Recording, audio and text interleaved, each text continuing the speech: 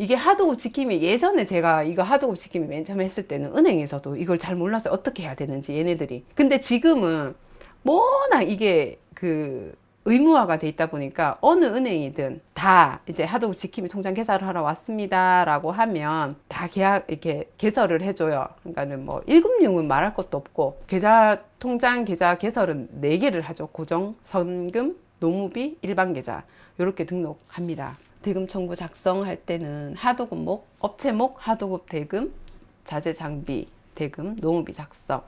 노무비와 자재 대금 작성 시 연락처는 문자 발송으로 주의 요망이라고 되어 있는데요. 선지급 가능이라고 되어 있는 거 보시면 기관으로부터 기성금 받기 전 업체 대금으로 지불이라고 되어 있죠. 선지급이라는 것은 공사 기간이 짧은 것 같은 경우에는 대금 청구를 하지 않고 기관으로 기성을 받기 전, 그러니까는 업체에서 결제를 하고 추후에 받는 거로 생각을 하시면 될 것 같습니다. 그러니까 한마디로 여기 보시면 선지급 가능이라고 되어 있는 거 보시면 기관으로 기성을 받기 전 업체 대금으로 지불한다라는 거는 건설업, 그러니까는 우리가 낙찰 받은 우리 쪽에서, 그러니까 내가 건설업에서 먼저 대금을 자재라든지 노무비를 먼저 선지급을 하고, 그리고 나서 기관으로부터 기성을 받는 걸 선지급이라고 보시면 됩니다. 그게 가능하다라는 거죠.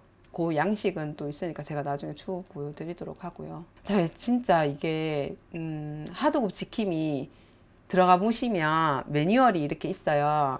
보시면 여기 보시면 계약관리, 계약서 등록 및 체결 통보서 및 검토서 작성 등 계약에 관한 업무를 진행하는 계약관리, 계약을 하고 하도급 맺은 걸 올리고 하는 계약관리, 말 그대로 계약하고 하도급하고 또 계약을 했을 때 올리는 그런 거 보시면 되고요. 그리고 대금관리, 대금관리는 2가지밖에 없죠. 돈 잘 받고 청구 잘 하고 돈 잘 받아서 잘 푸는 게 대금관리라고 보시면 돼요. 이게 제일 쉽죠. 이게 주 포인트. 대금관리, 청구 잘하고 돈 지급 잘하고, 이게 주 포인트라고 보시면 됩니다. 주 목적은 이거라고 보시면 돼요.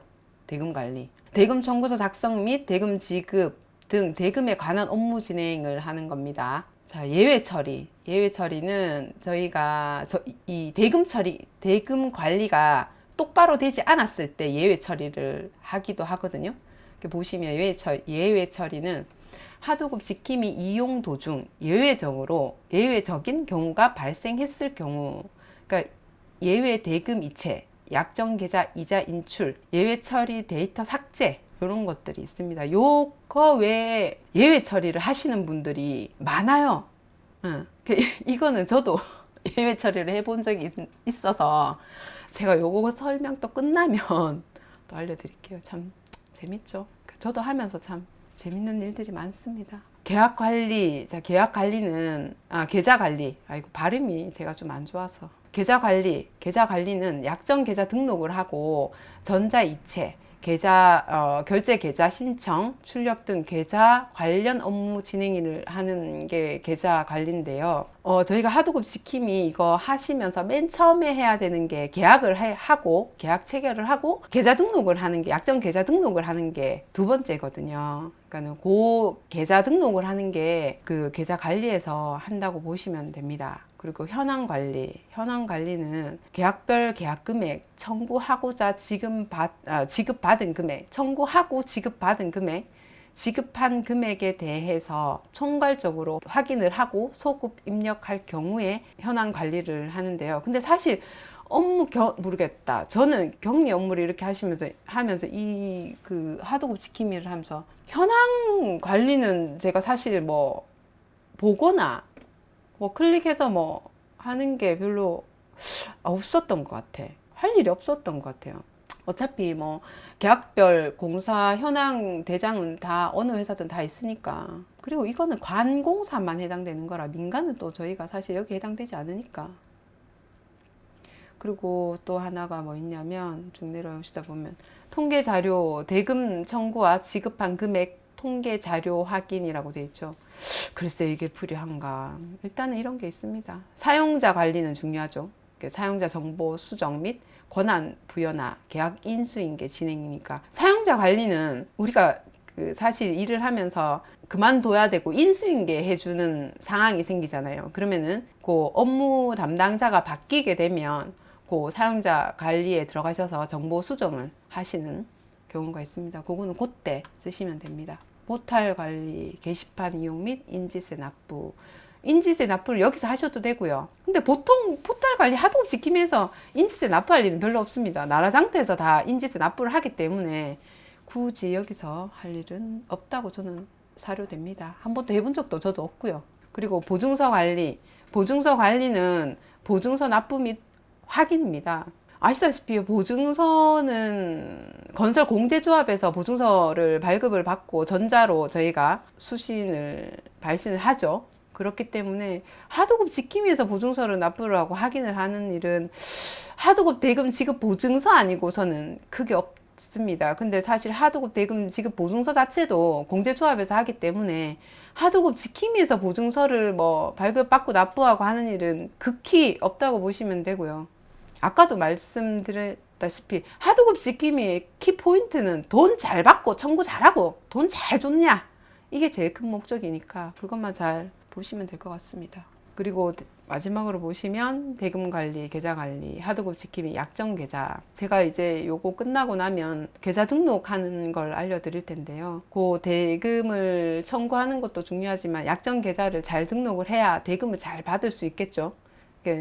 은행 가셔서 이제 그 어떻게 하는지 제가 알려드릴게요. 보시면 하도급 지킴이 약정계좌, 약정계좌, 하도급 지킴이 시스템에서 대금 청구 및 지급을 위한 전자이체 약정계좌로 금융거래, 출금, 제한된 계좌.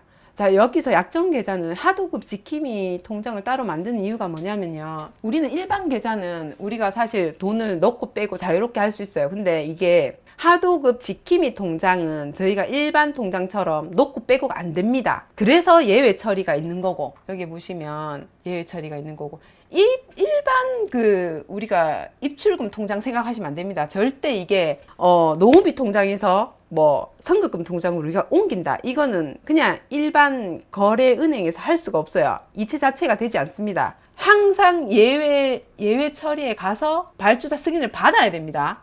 일반 통장 생각하시면 안 돼요. 일반 통장은 일반 계좌밖에 없어요. 일반 계좌에서 이게 우리가 뭐 넣고 빼고는 할 수 있겠지만 다른 뭐 고정 계좌는 약정 계좌, 고정 계좌나 성금 계좌, 노후비 계좌는 안 됩니다. 그렇게 알고 계시면 되고요. 그럼 막아놨다고 보시면 돼요. 이게 만약에 고정이든 성급금이든 노후비 계좌가 일반 계좌하고 똑같다면 이 시스템 자체가 필요가 없어. 굳이 필요 없잖아. 그죠? 필요 없습니다. 넣었다 뺐다 할 것 같으면 뭐 너나 나나 다 하게. 그리고 뭐 넣었다 뺐다 하는 것 같으면 관에서 이 시스템 자체를 하지도 않겠죠. 네 맘대로 너 넣든지 빼든지 뭐 네 맘대로 하면서. 절대 안 됩니다. 일반 통장하고 하도급 지킴이 통장하고는 정말 다릅니다. 생각하시면 안 돼. 일반 계좌를 생각하시면 안 됩니다. 개설 가능 은행이 경남은행, 광주은행, 국민은행, 기업은행 쭉쭉쭉쭉쭉 있습니다. 근데 1금융권의 애들은 이 하도급 지킴이 가는 통장을 잘 알아. 근데 뭐 2금융 이런 애들은 아직까지 잘 모르더라고. 그러니까 새마을금고라든지 우체국이라든지 요런 쪽 수협은행, 요런 쪽 애들, 금융 쪽 애들은 요거에 대해서 아는 사람들이 잘 없더라고요. 그래서 뭐 새마을금고나 우체국이나 이런 은행을 쓰는 업체들이 잘 없지만 조금 힘들다는 사실. 내가 힘든 게 아니고 은행 직원이 잘 모른다는 거죠. 그게 문제인 거지. 계좌 개설, 하도급 지킴이 전자이체, 결제 계좌 신청서를 출력 이후 해당 은행 방문하셔서 개설하시면 됩니다. 요즘 뭐 은행 여기 시스템 내 이체 가능한 시간이 9시부터 6시까지라고 되어 있는데요. 그렇게 아시면 될 것 같고요.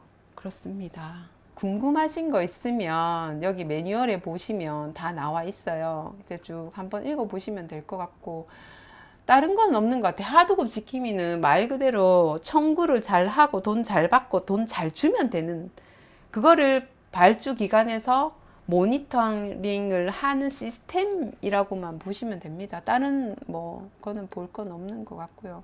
하도급 지킴이에서 돈을 준다는 게 발주처에서 사실 돈을 주는 거예요. 그러니까는 발주처에서 A라는 건설 회사에 고정 계좌에 돈을 넣어서 그 고정 계좌에서 작업자들 쭉쭉쭉 1부터 10까지의 작업자가 있으면 그거를 하도급 지킴이 올리면 쭉쭉쭉쭉 입금이 다 되면서 그 목록을 데이터를 얘네들이 볼 수 있다라는 겁니다.